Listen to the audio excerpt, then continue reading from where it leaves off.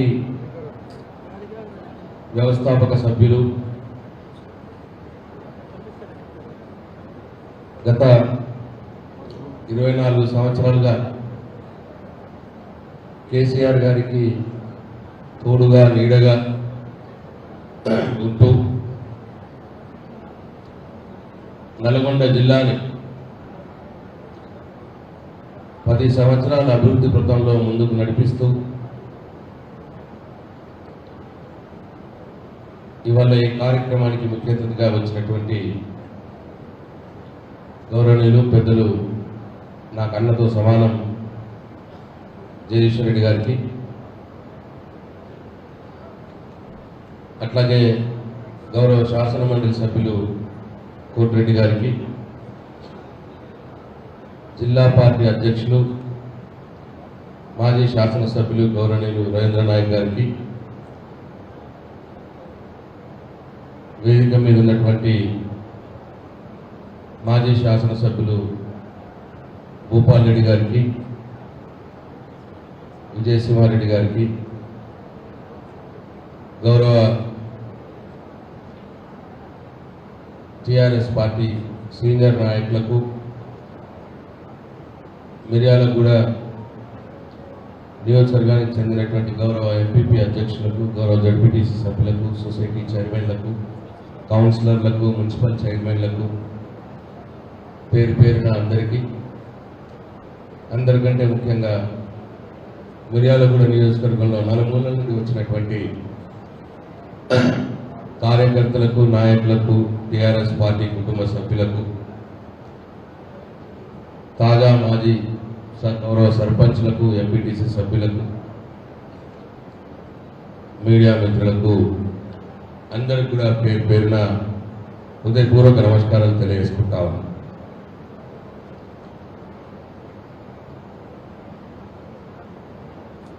మనందరికి తెలుసు, ఏ పార్టీకైనా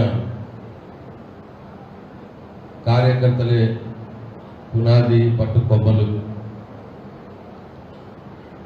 అందుకే కేసీఆర్ గారు మమ్మల్ని ఆదేశించడం జరిగింది, మీరు లేనిదే ఇక్కడ వేదిక మీద కూర్చున్న వాళ్ళు ఎవరు కూడా ఉండరు. మంచైనా, చెడైనా, కష్టమైనా, సుఖమైనా మీతో పంచుకోవాల్సిందే, మీతో మాట్లాడాల్సిందే. కాబట్టి నియోజకవర్గ స్థాయి ముఖ్య కార్యకర్తల సమావేశాన్ని పెట్టండి, మనసు విప్పి మాట్లాడండి అని చెప్పి మమ్మల్ని ఆదేశించడం జరిగింది. అందుకే ఈరోజు మిర్యాలగూడ నియోజకవర్గ ముఖ్య కార్యకర్తల సమావేశాన్ని నిర్వహించుకుంటున్నాం. అనేక మంది అనేక అభిప్రాయాలు చెప్పినట్టు ఇంతకుముందే పెద్దలు చెప్పినారు. మనందరికీ తెలుసు, టిఆర్ఎస్ పార్టీ పుట్టుక ఈ తెలంగాణ ప్రత్యేక రాష్ట్ర సాధన కోసం పుట్టింది. తెలంగాణ ప్రజలు మనుగడ సాధించాలంటే ప్రత్యేక రాష్ట్ర ఏర్పాటు ఏకైక లక్ష్యం అని చెప్పి ఆనాడు ఒక్కడిగా బయలుదేరినటువంటి వ్యక్తి మన కేసీఆర్. ఆ రోజు జగదీశ్వర్ రెడ్డి లాంటి వారు ఓ గుప్పడి మందితో ఈ ప్రస్థానాన్ని మొదలుపెట్టి 15 సంవత్సరాలు అక్కులు తినో, అన్నం తినో, అలుపెరిగని పోరాటం చేసి, మడమదిప్పని పోరాటం చేసి తెలంగాణ రాష్ట్రాన్ని సాధించి పెట్టిన వ్యక్తి మన కేసీఆర్, మన పార్టీ టిఆర్ఎస్ పార్టీ. తదనంతరం ప్రజల ఆశీర్వాదంతో తెలంగాణ కోసం కొట్లాన్న బిడ్డనే, తెలంగాణ తెచ్చిన బిడ్డనే కేసీఆర్నే ముఖ్యమంత్రిగా తెలంగాణ ప్రజలు చేసినారు. 10 సంవత్సరాలుగా అఘోట శ్రమ చేసి రక్తం గరిగించి తెలంగాణ రాష్ట్రాన్ని దేశంలోనే అనేక రంగాల్లో నంబర్ 1 రాష్ట్రంగా నిలబెట్టిన వ్యక్తి మన కేసీఆర్, మన పార్టీ బీఆర్ఎస్ పార్టీ. చాలా రంగాల్లో దేనికోసమైతే తెలంగాణ అల్లాడిందో, దేనికోసమైతే తెలంగాణ ప్రజలు అరులు చాచిండ్రు అవన్నింటినీ కూడా మనకు సమకూర్చిపెట్టిన వ్యక్తి మన నాయకుడు కేసీఆర్. అయినా సరే మొన్నటి ఎన్నికల్లో కొద్దిగా మనకు స్పీడ్ బ్రేకర్ కలిగింది. కారణాలు కర్నూలు చావుకు వంద కారణాలు అన్నట్టు అనేక కారణాలు. దాంట్లో మన వైపు నుంచి కేసీఆర్ గారు పోరాడి తెచ్చుకున్న తెలంగాణ రాష్ట్రం కదా ఇది, దీన్ని బాగు చేయాలి, దేశంలోనే నంబర్ 1 రాష్ట్రంగా నిలబెట్టాలనే ఉద్దేశంతో 10 సంవత్సరాలు పగలు రాత్రి తేడా లేకుండా వారితో పాటు మంత్రులు ఎమ్మెల్యేలు అభివృద్ధి మీద దృష్టి పెట్టడం జరిగింది. డెఫినెట్గా 100 సంవత్సరాల్లో చేయలేనటువంటి అభివృద్ధి 10 సంవత్సరాల కాలంలో మన ప్రభుత్వం చేసింది. ఆ అభివృద్ధి మీదే దృష్టి పెట్టడం వల్ల పార్టీ సంస్థాగత నిర్మాణం మీద కొద్దిగా తక్కువ దృష్టి పెట్టడం వల్ల కొంత నష్టం జరిగింది అని చెప్పి మనందరి అభిప్రాయం. అట్లనే అనేక పథకాలు బ్రహ్మాండంగా అందినాయి ప్రజలకు బాగా జరిగింది. ఆ పథకాలకు ప్రజలకు మధ్యలో మన కార్యకర్త ముందు ఉంటే బాగుండేమో అన్న అభిప్రాయం కూడా చాలా మందిలో వచ్చింది. అన్ని ఇచ్చినాడు కేసీఆర్. మన కార్యకర్తల ఓటు కోసం వెళ్ళినప్పుడు నువ్వే ఇచ్చినావు అని మన కార్యకర్తలు అడిగితే పెన్షన్ వచ్చింది కదా అంటే వచ్చింది, పైనుంచి వచ్చింది. ఇట్లా కొన్ని పథకాలలో కార్యకర్తల భాగస్వామ్యం లేకపోవడం కొంత నష్టం జరిగిందని కొందరు అభిప్రాయం. కానీ కేసీఆర్ ఆయన ఆలోచించింది ఏంటంటే తెలంగాణలో ఉన్న ప్రతి ఇంచు కూడా నాదే కదా, తెలంగాణలో ఉన్న ప్రతి బిడ్డ తెలంగాణ బిడ్డడే కదా, పారదర్శకంగా అందరికీ పోనిద్దాం, అందరూ మనోలే కదా అని ఒక మంచి మనసుతో మన కేసీఆర్ ఆలోచన చేసినాడు. కానీ ఓట్లు వచ్చేసరికి రాజకీయం జరిగింది, ప్రతిపక్షాల వారు రాజకీయం చేసినారు. ఇట్లా మన వైపు నుంచి కొన్ని మనం అనుకోకుండా జరిగినటువంటి కొన్ని ఉన్నాయి, తప్పకుండా అవి సరిదిద్దుకోవాల్సిన అవసరం ఉన్నది అని పార్టీ కూడా భావిస్తా ఉన్నదని చెప్పి మీ అందరికి మనం చేస్తాం.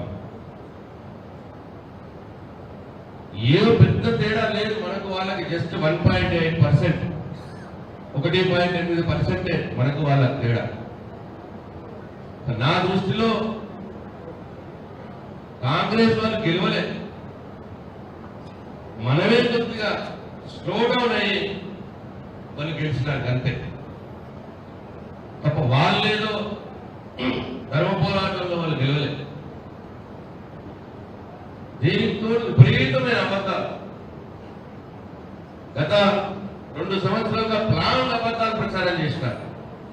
సోషల్ మీడియా ద్వారా కావచ్చు, అనేక రకాలుగా ప్రజల్లో అబద్ధాలు ప్రచారం చేసినారు. మనం అభివృద్ధి మీద దృష్టి పెట్టినాం, పనులు జరుగుతున్నాయి కదా, ప్రజలకు మేలు జరుగుతున్నది కదా, వీళ్ళ అబద్ధాలను మనం నమ్ముతారా, వీళ్ళు ప్రజలు ఎట్లా నమ్ముతారు వీళ్ళ అబద్ధాలని అనే కోణంలో మనం పోయింది. కానీ నిజం గడప దాటకుండా మొదలే అబద్ధం ఊరంతా తిరిగేసింది.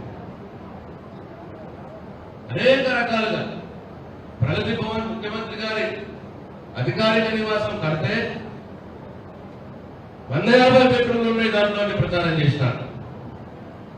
ప్రజలు కొంతమంది అవునేమో అని అనుకున్నారు.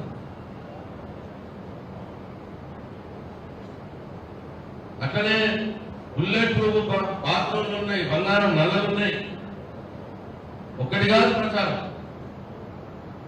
మొన్న బట్టి విక్రమార్క గారు మాకు అసెంబ్లీలో కలిసినప్పుడు నేను, జగదీష్ అన్న, హరీష్ రావు గారు, కేటీఆర్ గారు అందరూ ఉన్నప్పుడు అది కల్పించింది నేనే, దగ్గర నుండి పర్యవేక్షణ బాధ్యత చేసింది. నేను అడిగిన బట్టి గారు, అన్న మన 150 బెడ్రూమ్లు మంచిగా ఉన్నాయి అన్నాను. ఇప్పుడు ఆయనే ఉంటున్నాడు, దాంట్లో బట్టి విక్రమార్క గారే ఉంటున్నాడు అంటే నోరెల్లో పెట్టి నవ్వుతా ఉన్నాడు. బంగారం నల్లలు మంచుకున్నాయి అన్న, దాపెట్టుకో మళ్ళీ ఎవరైనా ఎక్కపోయేది అని అన్నా. పోబాయి ఏం మాట్లాడుతున్నావు అని చెప్పి నన్ను ఇలా కొట్టి జోక్ చేసుకుంటా పోతున్నాడు. అట్లా వాళ్ళకి తెలిసి అబద్ధాలు ప్రచారం చేసినారు. ఇనుప దంచెల్లో అన్నారు, కేసీఆర్ ఎవరిని కలుస్తలేడు అన్నారు, ప్రజల్ని కలవాలి అన్నారు. నేను వస్తే కలుస్తా ప్రజల్ని అన్నాడు ముఖ్యమంత్రి. ఆనాడు పిసిసి అధ్యక్షుడు రేవంత్ రెడ్డి. ఇనుప దంచెలు మేము రాదా బాబు వేసింది ఆ రోజు తెలంగాణ ఉద్యమంలో కిరణ్ కుమార్ రెడ్డి వేసింది రానంటే నిజం నమ్మిన వాళ్ళకంటే ఇంకా అబద్ధాలను ఎక్కువ మంది నమ్మినారు. బోడీ నుండి వచ్చినాం, ఇనుప గజ్జలు తీసేసిన అన్నాం, ప్రజా దర్బారు పెట్టినా అన్నాం. ఒకటే ఒక రోజు ముఖ్యమంత్రి ప్రజా దర్బార్లో వచ్చింది, రెండో రోజు నుంచి మాయమైపోయింది లేడు. రెండో రోజు నుంచి ఇద్దరు మంత్రులు పెట్టినాడు, వాళ్ళకు 3 రోజులే ఉన్నారు ప్రజా దర్బార్లో, వాళ్ళు లేరు, వాళ్ళు మాయమైపోయింది. ముఖ్యమంత్రి అయితే అసలు ప్రగతి భవన్ కదా అక్కడి నుంచే పారిపోయింది. ప్రజలు వస్తున్నారంటే పారిపోయింది, ఆయన అక్కడ ఉండే పనిచేసి. ఇప్పుడు జరుగుతున్నది ఏంటి ప్రజా దర్బార్లో అంటే అధికారులు అప్లికేషన్ తీసుకొని పంపిస్తారు. ఆ రోజున ప్రజా దర్బార్ పేరు మీద అబద్ధాలు ప్రచారం చేసిన ముఖ్యమంత్రి రోజు నేను ప్రజల్ని కలుస్తా అన్న నువ్వు ఒకటే ఒక రోజు కలిసి ప్రజల్ని కలిసి మాయమైపోయావు. ఇది వాస్తవం కాదా అని చెప్పి నేను ఈ సందర్భంగా ఈ వేదిక మీద రేవంత్ రెడ్డిని సవాల్ అడుగుతున్నాను. ఇట్లా అనేక రకాలుగా అబద్ధాలు. కేసీఆర్ అప్పులు చేసాడు, బాకీ చేసాడు. అంటే లేదు బాబు, బాకీలు ఎఫ్ఆర్బిఎఫ్ లోపడే చేస్తాం మేము, లేకపోతే రిజర్వ్ బ్యాంక్ అనుమతి ఇయ్యదు, నిబంధనల ప్రకారంగా చేస్తున్నాం. ప్రపంచంలో అన్ని దేశాలు చేస్తాయి, భారత కేంద్ర ప్రభుత్వం చేసింది, అన్ని రాష్ట్రాలు చేస్తాయి, అక్కడే మనం చేసుకుంటున్నాము మన అభివృద్ధి కోసం అని చెప్పి ఎంత చెప్పినా కొంతమంది నమ్మలేదు. వాళ్ళ అబద్ధ ప్రచారాలు కొంతమంది నమ్మినారు. ఇవాళ ఇదే ప్రభుత్వం ఆ రోజు మనల్ని అప్పులు చేస్తున్నారని బదనాలు చేసిన వాళ్ళే కేవలం 50 రోజుల కాలంలోనే ఇవాళ వాళ్ళు వచ్చి 14,000 కోట్ల రూపాయలు అప్పులు చేసినారు. ఇవాళ వాళ్ళు 50 రోజుల్లోనే 14,000 కోట్ల రూపాయలు అప్పులు చేసినారు. ఏం సమాధానం చెప్తాం ముఖ్యమంత్రి రేవంత్ రెడ్డి అని చెప్పి అడుగుతా ఉన్నది. ఇట్లా అబద్ధాలే కాకుండా అలివిగానే హామీలు నోటికేస్తూ ఎంత అంత రుణమాఫీ చేసుకున్న వాళ్ళు కట్టేసిన వాళ్ళు కూడా మళ్ళా పోయి చేసుకోండి. నేను డిసెంబర్ 9 రాగానే 2 లక్షలు మాఫీ చేస్తాను. పాపం రైతులు నమ్మినారు. కొంతమంది రైతులు నమ్మి 2 లక్షలు చేస్తున్నాడు కదా అని చెప్పి కొట్టేసిన. ఏది డిసెంబర్ 9 జనవరి 9 ఫిబ్రవరి 9 వస్తాను, దాని మాటనే లేదు. 15,000 రైతు భరోసా ఇప్పుడు తీసుకుంటే మీకు 10,000 వస్తాయి. నేను 15,000 చేస్తాను. ఆ ఉన్న 10,000 దిక్కులేదు సహకరించుడు. ఈ రైతు బంధు రాలేదంటే ఈ జిల్లా నుంచి ఒక ప్రభుత్వం ఉన్నాడు, పేరు తీసుకుంటే కూడా మనకే సిగ్గు. రైతు బంధు అంటే చెప్పుతూ కొడతా అంటున్నాడు ఆయన. చెప్పాలి, ఎవరు తింటారో మీరే చెప్పాలి. ఇవాళ నల్గొండ జిల్లా ప్రజలే ఆ మంత్రికి సమాధానం చెప్పాలని చెప్పి నేను మిమ్మల్ని అందరినీ కోరుతా ఉన్నాను. ఇట్లా ఇష్టం వచ్చినట్టు ఒక్కటి కాదు, మా చిన్నమ్మ పెద్దమ్మ అక్క మీ అందరికి 2,500 రూపాయలు ఇస్తున్నాడు రాగానే అన్నాడు. ఏది చూస్తా ఉన్నారు మా అక్కలు మిర్యాలగూడలో దాదాపు 78,000 మంది మా మహిళలు నీవు ఎప్పుడెప్పుడు ఇస్తావా 2,500 చెప్పి ఎదురు చూస్తా ఉన్నా. ఇక ఈ నెల తీసుకుంటే 2,000, వచ్చే నెల అయితే 4,000 పెన్షన్ అన్నాడు. ఆ 2,000 చక్కగా తిప్పులేదు. నమ్మిరు పాపం. 4,000 అర్థమయ్యేదానికి కొంతమంది నమ్మినారు. అంతా నమ్మలే. అందరు నమ్మితే మనం 1.8% అంత తక్కువతో ఓడిపో. నమ్మిన వాళ్ళు కొంతమంది నమ్మినారు, వేసినారు ఓటు. ప్రేమంతుడైనా ఫస్ట్ ఏమో డిసెంబర్ 9 రాగానే అన్నాడు, తర్వాత వచ్చే నెల అన్నాడు, 30 రోజులు అన్నాడు. రోజులు ఇస్తామన్నా అన్నారు మొన్న. మళ్ళా నిన్న ప్రెస్ మీట్లు ఏమంటాడు, మేము చెప్పినటువంటి హామీలు అమలు కావాలంటే కేంద్రంలో కాంగ్రెస్ ప్రభుత్వం అధికారంలోకి రావాలా అని మాట మారుస్తా ఉన్నాడు ఇప్పుడు ముఖ్యమంత్రి. ఈ ముఖ్యమంత్రి ఎవరు ఊహించినటువంటి పనులు చేసినటువంటి మన కేసీఆర్ని ఇష్టం వచ్చినట్టు మాట్లాడుతా ఉన్నాడు. నేను అంటున్నాను వాళ్ళ రేవంత్ రెడ్డి ఓ రండా రేవంత్ రెడ్డి, నువ్వు నిజంగా మొగోడు అయితే నువ్వు చెప్పినటువంటి హామీలు డిసెంబర్ 9 అన్నావు, 30 రోజులు అన్నావు, అమలు చేసి చూపెట్టు. లేకపోతే నువ్వే రండా, నిజమైన రండా నువ్వే రాష్ట్రంలో హామీలు అమలు చేయడం చేతగాక, ఏం చేయాలో అర్థం కాక ఫ్రస్ట్రేషన్ లో మాట్లాడినటువంటి మాటలు అవన్నీ వాళ్ళ రేవంత్ రెడ్డి నోట్లోకి వెళ్ళి వస్తా ఉన్నాయి, మంత్రుల నోట్లోకి వెళ్ళి వస్తా ఉన్నాయి. చెప్పుతోడు కొడతామంటున్నారు. ఇప్పుడే భాస్కర్ అని చెప్తున్నాడు, నేను లీనా బాబు అంటే ఎవడెక్కడన్నా నేను పట్టా అంటున్నాడంటే ఇక్కడ మంత్రి. సిగ్గు శరవనుకుండాలి. ఇక ఉల్టా పొంద పెడతారట మననే. ఏ రండా టీఆర్ఎస్ పార్టీని పొందబెట్టడం నీ గురువు చంద్రబాబు నాయుడుతో కాలేదు, నీకంటే పెద్దరెడ్డి రాజశేఖర రెడ్డితో కూడా కాలేదు. నీతో ఏమవుతుంది? నిన్నే పొందబెడతారంటే ఇప్పుడు మీ వాళ్ళే సురేస్తున్నారుగా. మొదలైంది కథ. దానికే వణికిపోయి ఇష్టం వచ్చినట్టు మాట్లాడుతున్నావు నువ్వు. నిన్ను నీ వాళ్ళు పొందబెడతారు తొందరగానే. ఒకవేళ నీ వాళ్ళు పొందబెట్టకపోతే తెలంగాణ రాష్ట్రంలో నా అక్క చెల్లెళ్ళు అన్నదమ్ములు రైతులు సిద్ధంగా ఉన్నారు నిన్ను పొందబెట్టడానికి. నువ్వు అలవిదాని హామీలు ఇచ్చి మోసం చేసి మొన్నొక మాట నిన్నొక మాట అయ్యానొక మాట తెలంగాణ ప్రజల్ని నువ్వు పిచ్చోళ్ళని అనుకుంటున్నావు. నిన్ను తెలంగాణ ప్రజలు పొందబెట్టు ఖాయము అని చెప్పి నేను ఈ సభావేదిక మీద నుంచి చెప్తా ఉన్నా. కాంగ్రెస్ పార్టీ అధికారంలో వస్తున్నాడు కేంద్రంలో, అప్పుడే హామీలు అమలైతాయట. నువ్వు ఇక్కడ పొందబెట్టడం ఖాయం. కేంద్రంలో కాంగ్రెస్ పార్టీ ఇక మమతా బెనర్జీ అంటున్నారు 40-50 సీట్ల కంటే రావు కాంగ్రెస్ పార్టీకి. అదొక పార్టీగా అదొక కూటమా దాంట్లో ఉండుడా అని అంటున్నారు ఇప్పుడు మమతా బెనర్జీ. రాజీవ్ గాంధీ చూడో యాత్ర మొదలుపెట్టిండు. ఆ ఇండియా కూటమిలో చూడో యాత్ర మొదలుపెట్టిండు. ఒక్కొక్కరు బయట పోతా ఉన్నారు. అఖిలేష్ యాదవ్ పోయిండు, నితీష్ కుమార్ పోయిండు, మమతా బెనర్జీ దాన్ని చూసుకుంటున్నది. అటు కేంద్రంలోని పార్టీ పొందబడుతుంది, ఇటు నువ్వు పొందబడతావు. నువ్వు ఉన్నదే 3 ఫీట్లు ఎదురెదిరి మనకు రేవంత్ రెడ్డి జాగ్రత్త.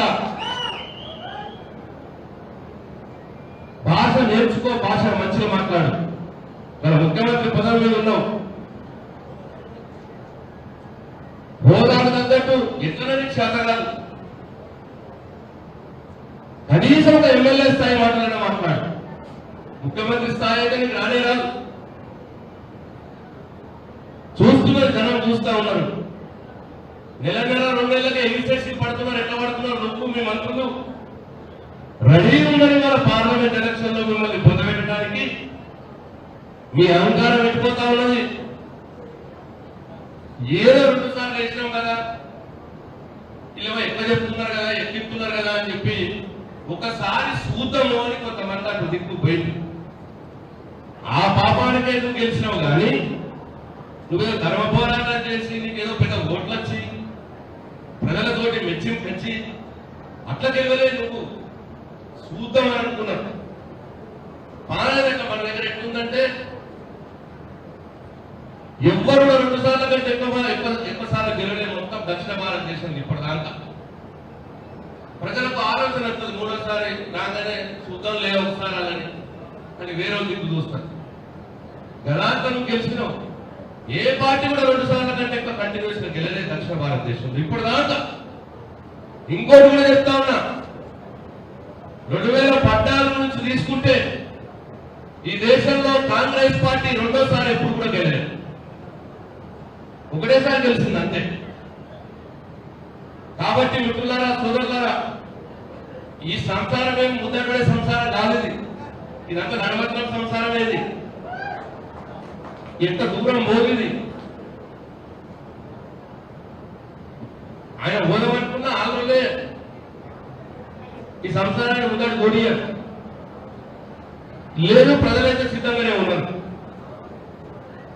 కాబట్టి అందులో ఎదురెగిరి పడతాను ఇంద్రవేలి సభల కేసీఆర్ ఉన్న ప్రభుత్వాన్ని కూలుస్తామని మేమేందుకు కూలుస్తాం, మాకేం చేతులకు గురుతున్నది, మాకు చేతులకు ఏం అవసరం లేదు. మీ వాళ్ళే కూలుస్తారు నేను, ఒకవేళ మీ వాళ్ళు కూర్చోకపోతే ప్రజలు కూలుస్తారు నీ ప్రభుత్వాన్ని. ఎట్లా తిరుగుతావు? ఇప్పుడు ఊళ్ళో తిరుగుతావా? అడగడా మా రైతు 2 లక్షల రుణమాఫీ ఏదైనా అడుగుతాడు. ఏదో 4 రోజులు చూద్దాం అనుకున్నారు తప్పిస్తే ఇంకా 4 రోజులు పోయినాక ఊర్లలో తిరుగుతాడా కాంగ్రెస్ వాళ్ళు? ఎప్పుడు తిరగలేని ప్రాముఖ్యత చెప్తున్న ఊర్లలో కాంగ్రెస్ పార్టీ నాయకులు, కార్యకర్తలు. వచ్చే పార్లమెంట్ ఎన్నికల్లో కాంగ్రెస్ పార్టీ హామీల నుంచి ఏదైతే వైఫల్యం జరుగుతున్నదో అదే మన అస్త్రం.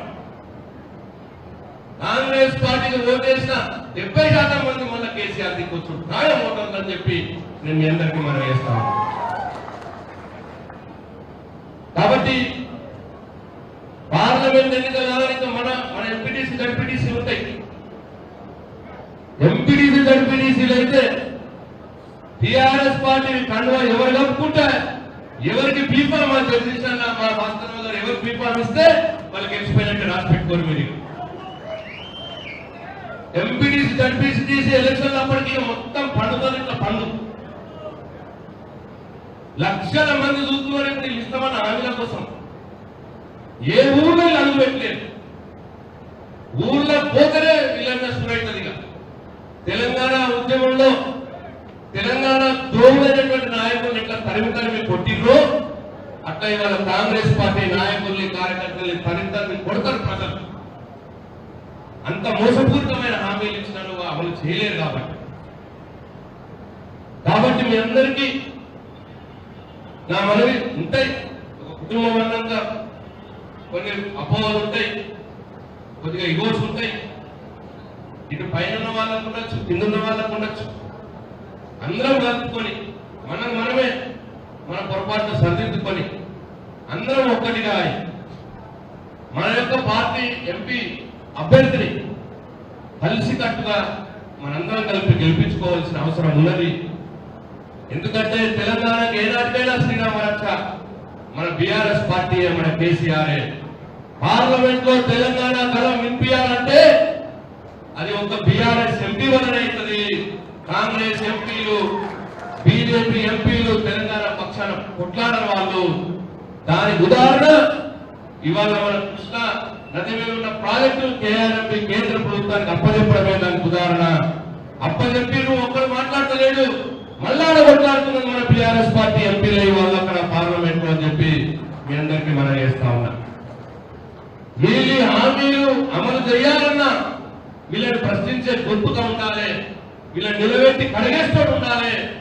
కాబట్టే మన బీఆర్ఎస్ ఎంపీలు గెలవాలి. వీళ్ళని కడిగేసి వీళ్ళని కడిగి హామీలు అమలు చెప్పించే అడిగేటోడు ఉండాలి. కాబట్టి మనం బీఆర్ఎస్ పార్టీ ఎంపీని గెలిపియాలి. ఇది మనం ప్రజలకు చెప్పాల్సిన బాధ్యత మన మీద ఉన్నదే చెప్పి మీ అందరికీ మనం చేస్తా ఉన్నాం. కాబట్టి ఇంకా ఎక్కువ సమయం తీసుకోకుండా మనందరం కూడా కలిసికట్టుగా మళ్ళీ మన పార్టీని పూర్వ విభాగానికి తీసుకువచ్చి మళ్ళీ ఈ తెలంగాణ ప్రజలకు మంచి జరిగే మన బీఆర్ఎస్ పార్టీ పనిచేయాలా, ముందుకు పోవాలని చెప్పి మీ అందరికీ నేను మనవి చేసుకుంటూ ఈ అవకాశం ఇచ్చిన మీ అందరికీ పేరు పేరున జగదీశ్వరులకు, భాస్కరరావు గారికి పేరు పేరున నా హృదయపూర్వక ధన్యవాదాలు తెలియజేసుకుంటూ సెలవు తీసుకుంటున్నా. జై తెలంగాణ, జై కేసీఆర్.